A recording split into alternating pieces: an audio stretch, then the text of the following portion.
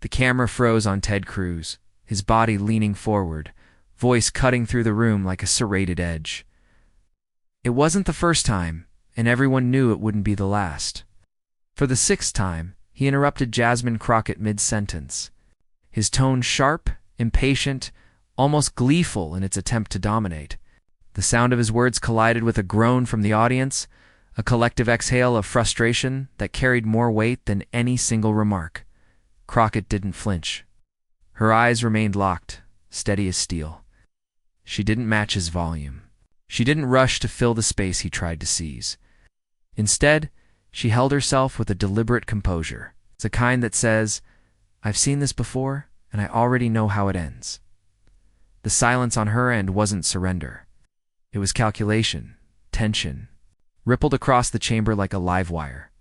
Viewers at home leaned closer to their screens, sensing that the energy in the room was shifting, moment by moment. Each interruption had chipped away not at Crockett, but at Cruz himself, making him look smaller, more desperate, more afraid of what might happen if he simply allowed her to speak. Somewhere in the crowd, a stifled laugh broke free. Others whispered, eyes darting between the senator and the congresswoman.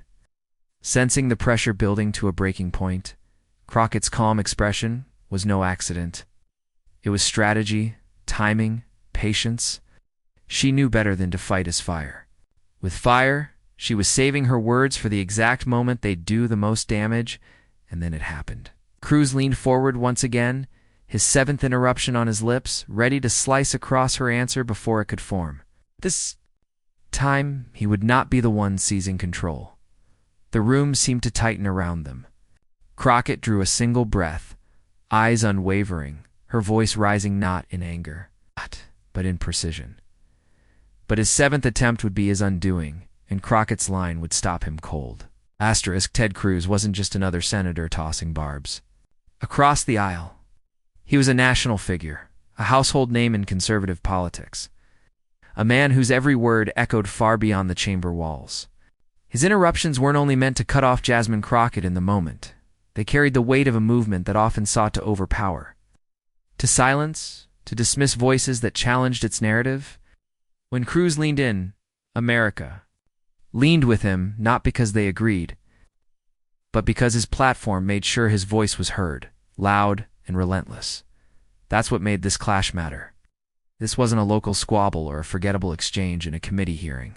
It was Cruz's reputation, years in the making, colliding with the emerging force of Crockett, a sharp legal mind who had built her credibility not on bluster, but on facts, lived experience, and unshakable composure. She wasn't rattled, because she knew the truth. Dignity cuts deeper than noise. Patience always outlasts performance.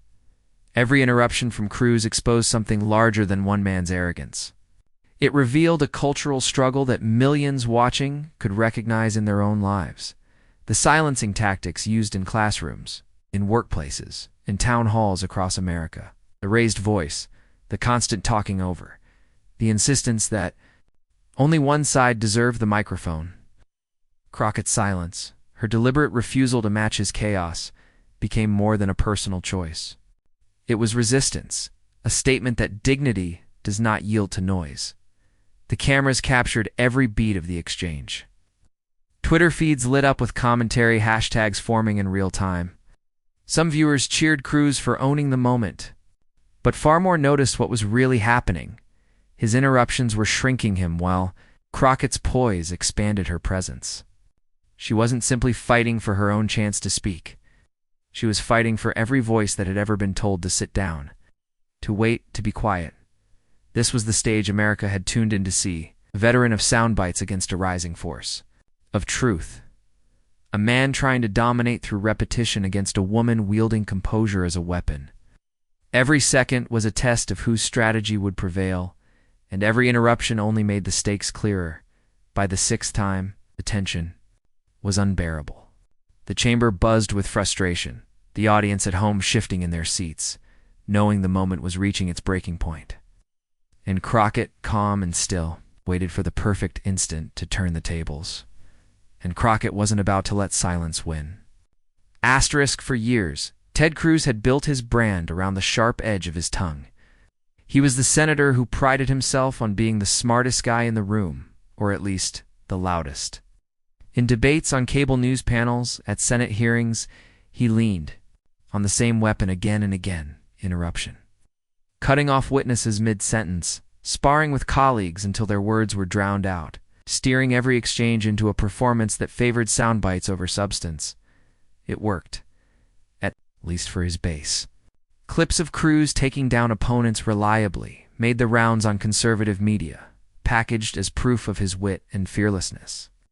But behind the polished edits, something else lingered: a reputation for smugness, for a kind of self-satisfaction. That came not from truth-telling, but from overpowering. He became the senator known as much for his smirk as for his words, and yet this tactic revealed a contradiction. Cruz positioned himself as a warrior against cancel culture, railing against what he called the silencing of conservative voices. He warned audiences about the dangers of censorship, of losing the right to speak freely. But in the hearing room, where truth required patience, listening, and accountability, Cruz's instinct was the opposite. He silenced others. He cut them off. He replaced dialogue with dominance. That hypocrisy didn't go unnoticed.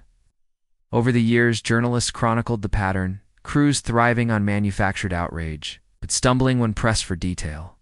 He could deliver a headline-grabbing line, but ask him to dig into the nuance of policy, and the performance began to falter. Theatrics over substance. It was a strategy tailored for cable TV, not for the scrutiny of live debate where evasion had no editing room to hide behind. This was the Ted Cruz who entered that chamber against Jasmine Crockett, confident in the same tactics that had carried him through countless hearings before. He had interrupted professors, judges, even fellow senators. He knew the rhythm: cut in, throw the opponent off balance, claim the floor, and ride the performance to the next headline. But Crockett was not like the others. She didn't flinch at the raised voice or the abrupt interjections. Every time Cruz leaned forward, trying to bulldoze the conversation, she held his gaze with an unshakable calm that unsettled the rhythm he depended on. His weapon, interruption, was meeting something it couldn't dislodge: composure rooted in preparation and resilience. And that's where the cracks began to show. Because what works in a soundbite falls apart under live fire. Cruz's interruptions may have stirred his base, but they were also transparent. Viewers at home saw the tactic for what it was: not strength, but avoidance; not clarity, but evasion. With every interruption, he proved her point for her, that he wasn't seeking truth. Only control. Cruz had long underestimated opponents like Crockett, grounded in authenticity rather than theatrics. He believed dominance would drown them out. But what he failed to see was that every interruption stacked the pressure higher, building suspense, setting the stage for a counterpunch that would resonate louder than his bluster. The irony was sharp. Here was a man who prided himself on defending the right to speak, while in real time modeling the very silencing he claimed to oppose. It was hypocrisy, too blatant to ignore, and Crockett, with her training in law and her instinct for exposing contradictions, recognized it instantly. The hearing was no longer just about the issue on the table. It was about exposing a pattern: Cruz's reliance on performance over substance, on sound over sense, and for the first time, it was playing out live before a national audience that wasn't editing his lines into applause, but watching him. In raw, uncut form, he thought he was winning the exchange by seizing the microphone again and again. But in reality, he was writing the setup to his own undoing. Every smug interruption, every dismissive wave of his hand, every attempt to derail her questioning, only dug him deeper into a narrative he could not escape. But what works on sound bites can crumble under live fire, and Crockett knew how. To strike. Jasmine Crockett's story did not begin in the halls of Congress. Long before cameras tracked her every move, she was in courtrooms where the stakes were life and liberty, where her voice often carried the weight of people who had no one else to defend them. She wasn't born into privilege, and she never forgot that. Her path wound through late nights of study, endless case files, and the quiet resilience required of a black woman attorney navigating a system that too often tried to write people like her out of its story. Asterisk in those courtrooms.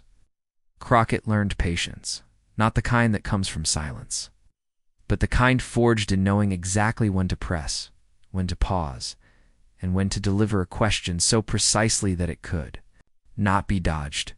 Her training sharpened her into something more than just an attorney.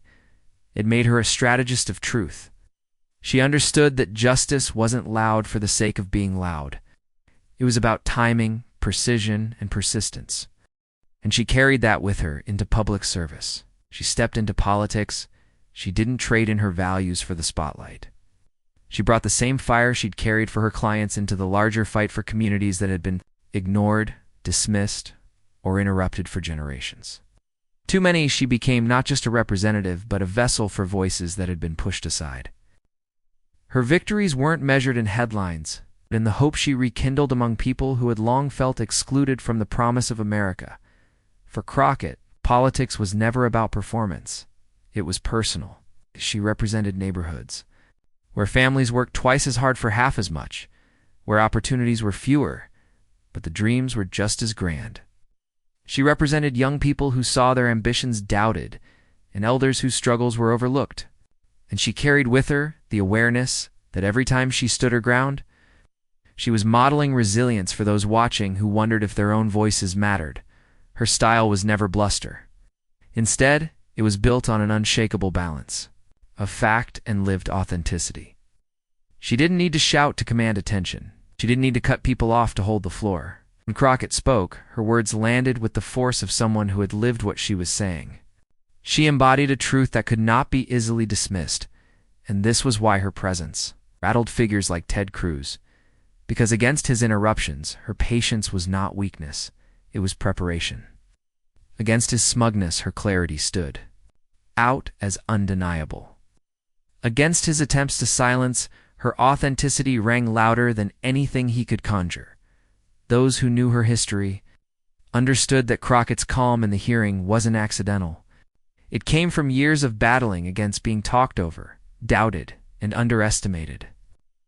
She had weathered dismissals in court, condescension in politics, and the constant pushback faced by women of color in positions of power. And through it all, she never bent. She didn't need validation from those trying to diminish her. She drew strength from those she represented, from the very communities that others dismissed in many ways. Crockett's fight was America's fight. It was about whether truth could be heard above the noise, whether dignity could stand taller than arrogance, whether someone rooted in service could withstand and ultimately dismantle someone rooted in performance. Her story connected because it wasn't just hers. It belonged to anyone who had ever been interrupted in the middle of making a point. Anyone who had been told to wait their turn, only to watch their turn never come. Anyone who had been underestimated because of who they were, where they came from, or how they looked. Crockett carried those stories with her, turning each one into fuel. And in that moment with Cruz, every bit of her journey converged. The courtroom strategist, the community advocate, the public servant who never forgot who she served. All of it sharpened into the steady gaze she fixed on him as he leaned forward yet again, trying to wrest control through interruption. To the audience watching at home, Crockett's stillness was its own kind of power. It wasn't passive, it was deliberate. Behind her calm was a readiness, an understanding that timing was everything. She knew that Cruz could only interrupt so many times before the weight of his own performance began to collapse inward. She knew that the louder he became, the clearer his weakness revealed itself. And she knew that when the moment came, one line, delivered at the right time, could pierce through all of his bluster.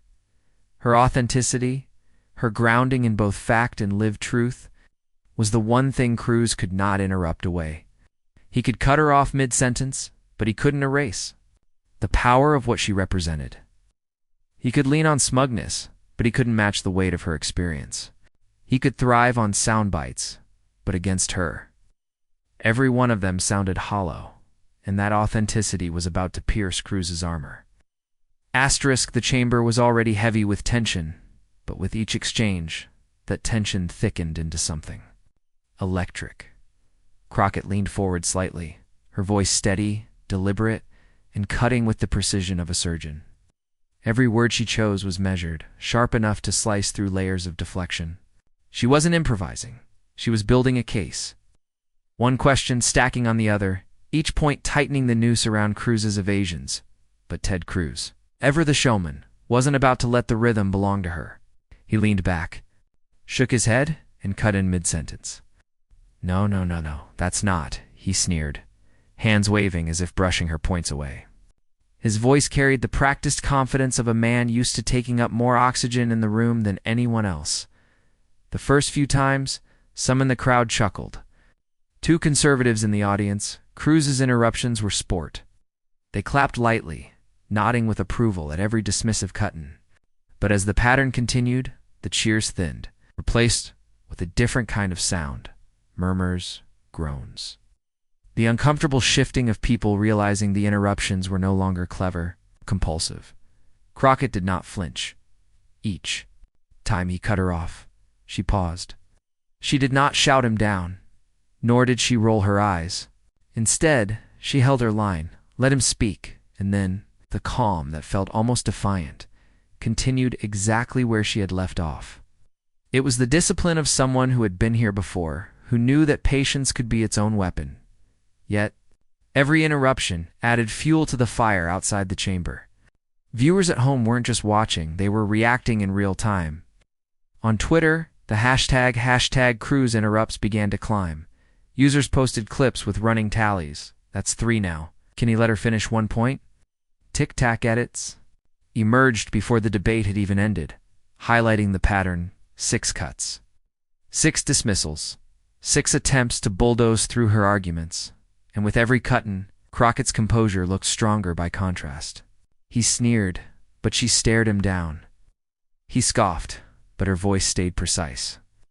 He laughed, but her silence afterward rang louder than his noise. It was a study in contrasts. Bluster versus clarity, arrogance versus grounded truth. By the time the 6th interruption landed, the air in the room shifted. Even among Cruz's supporters, there was a faint awareness that he was playing the same note too many times. His tactic, designed to rattle her, was instead exposing him, and the audience, both in the chamber and online, could feel the imbalance tilting. Crockett's next question was sharp. Her phrasing legalistic yet accessible, a bridge between her courtroom training and the living rooms of America. She asked. He cut in, she asked again, and he dismissed. The rhythm repeated like a drum beat, one that grew increasingly desperate on his end, increasingly steady on hers. The spectacle had become larger than the two of them. It wasn't just Crockett versus Cruz anymore.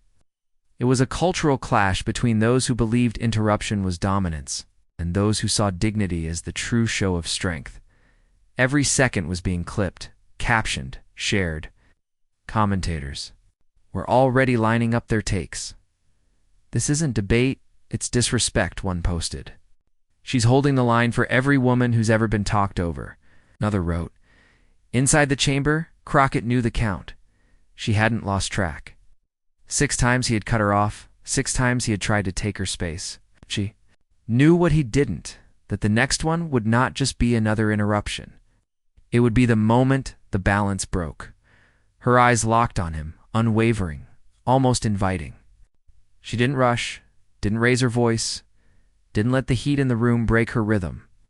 She was waiting, watching, calculating. And then, as Cruz leaned in for his 7th interruption, the trap was set. But on his 7th try, Crockett turned the tables. The 7th interruption came with all the force Cruz could muster. His voice, sharp and dripping with condescension, crashed over Crockett's words like a wave trying to drown out a lighthouse beam. He leaned forward, chin jutting, hands slicing, through the air as if sheer volume and posture could bend the narrative in his favor. No, Congresswoman, that's not how the law works, he barked. Savoring the rhythm of dominance he thought he had perfected over years of political sparring.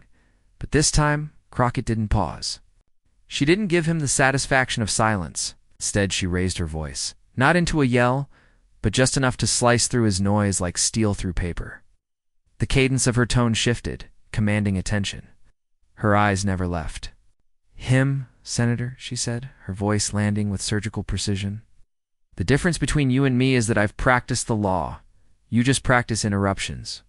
For a heartbeat, the world froze. As the chamber, moments ago, rattling with Cruz's bluster, fell into stunned silence. His mouth stayed open, mid-retort, but no sound followed. The line hit like a gavel cracking through the performance. Gasps filled the air, followed quickly by a surge of applause, loud enough to roll across the room like a tide crashing against stone. Crockett didn't flinch. She didn't smile. She didn't gloat. She let the silence, the applause, the sheer weight of the moment do the work. That restraint made the blow land harder because everyone could see that her words weren't about scoring points, but about exposing the truth. Cruz, usually so quick on his feet, looked rattled in a way few had ever witnessed. His eyes flickered as though searching for a lifeline, a retort, anything to claw back the ground he had just lost. His lips parted, but all he could summon was a weak chuckle, the hollow sound of a man caught flat-footed. The smug confidence, so familiar in his debates, drained from his posture. He shifted in his seat, tugging at his tie, shoulders rolling forward as though the weight of silence pressed against him. The cameras, relentless in their gaze, captured every beat of it, the falter, the stumble, the collapse of bravado. Da-da-da-da-da-da on. Live television. The image was indelible. Crockett steady as a rock, Cruz unraveling in the very arena he had sought to dominate. The ripple effect was immediate.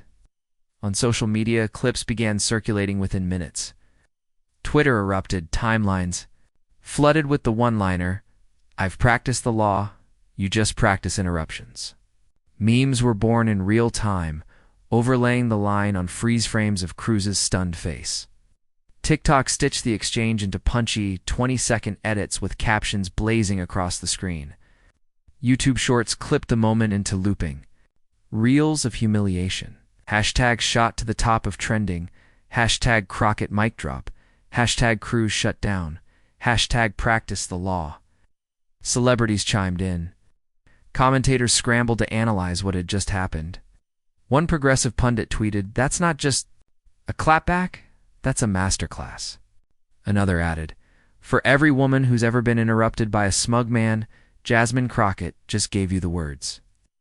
Meanwhile, conservative defenders tried to spin, out of context. Some claimed unfair. Others insisted. But the power of the moment wasn't in the spin. It was in the authenticity. People could see what had unfolded, unedited, uncensored, undeniable. Back in the chamber, Cruz sat stone-faced, trying to recover, but the applause and murmurs carried. On longer than he could endure, he cleared his throat, adjusted his papers, muttered something half-hearted about grandstanding. But the words came too late, too weak, too hollow. The audience in the room and beyond knew the balance had shifted. Crockett pressed forward, seamlessly, as though nothing had happened. That composure only deepened the contrast. Where Cruz looked rattled, she looked unshaken, continuing her questioning with a calm authority that only magnified her dominance in the exchange. Every question that followed seemed heavier, sharper, because the audience had just seen who was truly in control. In living rooms across America, people leaned forward. Some laughed out loud, clapping at their screens. Others sat with tears in their eyes, whispering yes. Because it wasn't just about Cruz being exposed. It was about something larger. A woman of color refusing to be silenced, refusing to be dismissed. Standing in dignity against one of the loudest conservative voices in the country. It was validation, it was representation, it was catharsis. Millions who had been interrupted, talked over, condescended to in boardrooms, classrooms, living rooms, felt the resonance. This wasn't just a congressional hearing. It was a cultural reckoning. Commentators the next day would call it a turning point moment, one of those clips destined to outlive the debate itself. But in the moment, it felt raw, immediate, unforgettable. Crockett had turned a tactic of dismissal into a showcase of strength. She had taken Cruz's arrogance and flipped it, into a symbol of weakness. Cruz tried again, once or twice, to regain footing. He leaned on jokes, a sarcastic chuckle, even tried to pivot to unrelated points, but none of it landed. The chamber wasn't laughing with him. They were watching him unravel. And the more he flailed, the clearer it became. The power had shifted decisively, permanently in this exchange. For Crockett, the mic drop line wasn't just a retort, it was a thesis. It embodied the difference between performance and substance, between those who posture for cameras and those who live the law, breathe the fight, and carry the weight of communities often unheard. That's why it stuck. That's why it reverberated beyond politics, into households and hashtags alike. And as the applause finally settled, as the echoes faded into a new kind of silence, one heavy with recognition, the narrative had been rewritten. Cruz, the interrupter, the overtalker, the showman, had been exposed as hollow. Crockett, the patient litigator, the steady advocate, the unflinching truth-teller, had emerged not just victorious, but iconic. The cameras caught the moment, but the story had only begun. Because what happened after the applause proved this was more than just a viral moment. The sound of Crockett's words was still echoing in the chamber when the digital world erupted. Within minutes, hashtags began climbing the charts. Hashtag Cruz shut down. Hashtag Crockett clapback. Hashtag seventh line. Each one caught fire, spreading across timelines faster than the clip itself. By the time the hearing had ended, millions were already replaying the moment, dissecting it, and turning it into a symbol larger than the room in which it had happened. On TikTok, the edits came fast and furious. One video looped Cruz's face, freezing at the exact second her line landed, captioned with bold, white text, "Practice the law greater than practiced interruptions." Another slowed the audio to dramatize his silence, adding cinematic music that swelled as Crockett spoke. Young viewers stitched the clip with their own reactions, gasping, laughing, cheering into their phones. "This is for every professor. Whoever interrupted me," one college student declared.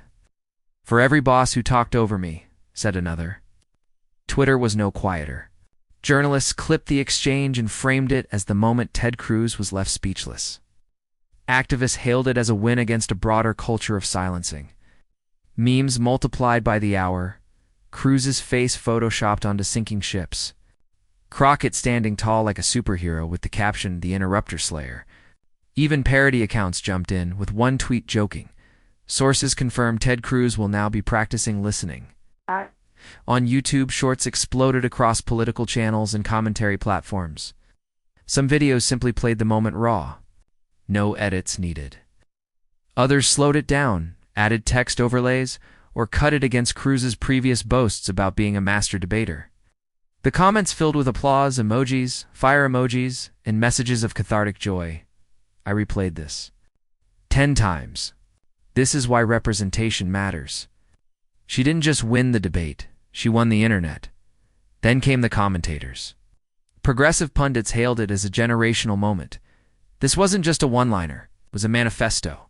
Against arrogance, conservative commentators scrambled to defend Cruz, calling the exchange unfair or accusing the media of bias.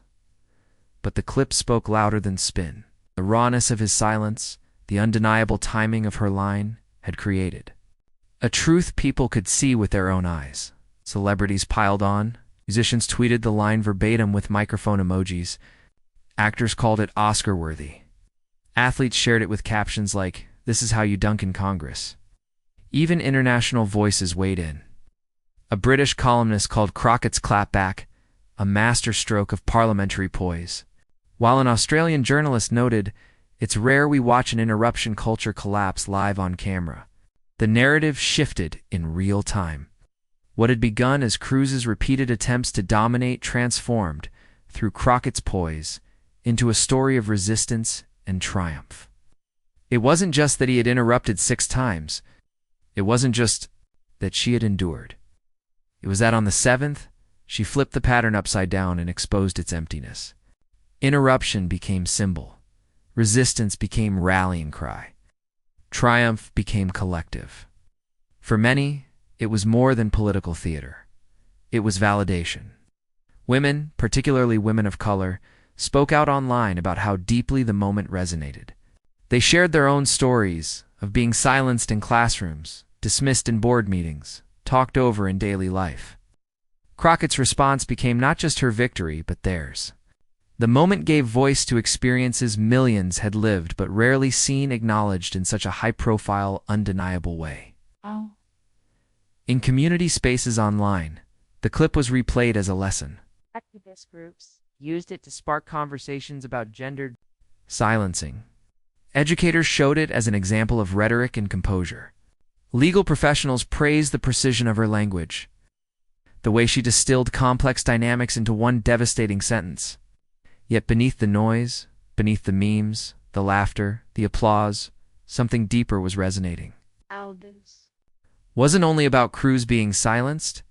It wasn't only about Crockett's line going viral. It was about what the exchange symbolized for America itself. Because in that instant, the question wasn't just who interrupted whom, it was whose voice counted. As the hashtags blazed across screens, the deeper message lingered like a pulse beneath the headlines. Interruption will always try to shout. But truth, patient, steady, unflinching, will find a way to be heard. But the story didn't end there. Because beyond the digital roar, beyond the memes and the applause, the cultural meaning of that moment was still unfolding, and Crockett was about to frame it in a way that would outlast every clip and every hashtag. When the roar of applause subsided and the clips continued to ricochet across the internet, Crockett herself began to shape the meaning of what had just unfolded. To her, this was never about trading blows with Ted Cruz, never about ego or scoring cheap points. It was about something much larger, something woven into the fabric of everyday life in America, whose voices are granted space, and whose are constantly cut off. She made it clear that Cruz's arrogance wasn't unique to him. It was symbolic of a culture that rewards bluster, noise, and domination over substance. In his interruptions, people recognize the tone of classrooms where women are silenced mid-sentence, the dynamics of meetings where marginalized voices are brushed aside, the public debates where power treats listening as weakness. Cruz represented that pattern, inflated by power and platform. Crockett, by contrast, embodied the opposite. Her strength wasn't in talking louder, but in staying grounded. Her weapon wasn't arrogance, it was clarity. And clarity cut sharper than any interruption ever could. In her words, there was no rush, no scramble to dominate. There was patience, precision, and truth that refused to bend beneath noise. Interruption is power's tool, she reflected, but clarity is truth's weapon. That framing struck like a lightning bolt. It gave language to what millions had witnessed, but hadn't articulated. The moment wasn't just a viral dunk. It was a cultural mirror, showing America the difference between performance and principle. Cruz's seventh interruption, meant to assert dominance, instead revealed fragility. Crockett's line, delivered with calm authority, revealed resilience. This symbolic pivot transformed the clash into something bigger than two figures on opposite ends of the aisle. It became a marker in the cultural landscape, a reminder that respect and accountability carry more weight than swagger and noise. Crockett's restraint, followed by her decisive strike, showed a different kind of strength, the kind rooted in dignity, not derision. Commentators began reframing the story accordingly. This isn't about who yelled louder, one analyst said. It's about who actually commanded respect. Social media users echoed the sentiment, posting variations of "strength is composure," "weakness is losing control." The narrative shifted from Cruz's aggression to Crockett's embodiment of a value people hungered to see in public life, the value of listening before speaking, of answering with substance, of wielding truth like a scalpel instead of flailing like a hammer. For millions, the moral was deeply personal. Watching Crockett hold her ground gave them a sense of validation. It told them they weren't wrong to demand dignity in their own lives. It reminded them that interruption may dominate for a moment, but clarity lasts longer. That arrogance may fill the air, but truth holds the floor. and so the clash crystallized into something far more enduring than a viral clip. It became a cultural turning point in how Americans understood strength. No longer was it measured by the loudest voice in the room or the sharpest insult hurled.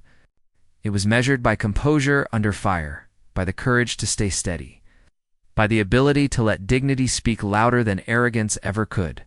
As Crockett's words continued to spread, replayed in living rooms, classrooms, and community centers, a single question began to echo louder than all the hashtags, louder even than the applause that had filled the chamber. Who truly deserves to be heard? It all came back to that single moment, the seventh interruption. Ted Cruz leaning in with the weight of practiced arrogance, cutting off yet again. And then Jasmine Crockett, steady as ever, delivering the line that sliced through the noise. A chamber frozen in silence. A man silenced not by volume, but by truth. If you felt that surge of pride when she spoke, you weren't alone. Cross. The country, living rooms erupted in cheers, phones lit up with texts. Did you see that? For millions. It wasn't just entertainment. It was vindication. Vindication for every time they'd been spoken over, dismissed, or treated as though their voice didn't matter, because this was bigger than politics. This was about dignity, standing tall against arrogance. It was about composure defeating bluster. It was about the reminder that respect isn't granted by title, it's earned by truth. And that's why moments like these matter. They show us that silence doesn't have to win. They show us that even the loudest voices can be stopped cold by clarity and conviction. So if you believe in that kind of strength, rooted in dignity, it's not derision, then be part of this movement. Subscribe now, share this story, and let others feel that same surge of pride. The more voices join in, the harder it becomes for arrogance to drown out truth. Because at the end of the day, this isn't just politics. It's about who gets to speak and who refuses to be silenced. And in that chamber, on that day, Jasmine Crockett proved what millions already knew in their hearts. Dignity will always outlast arrogance,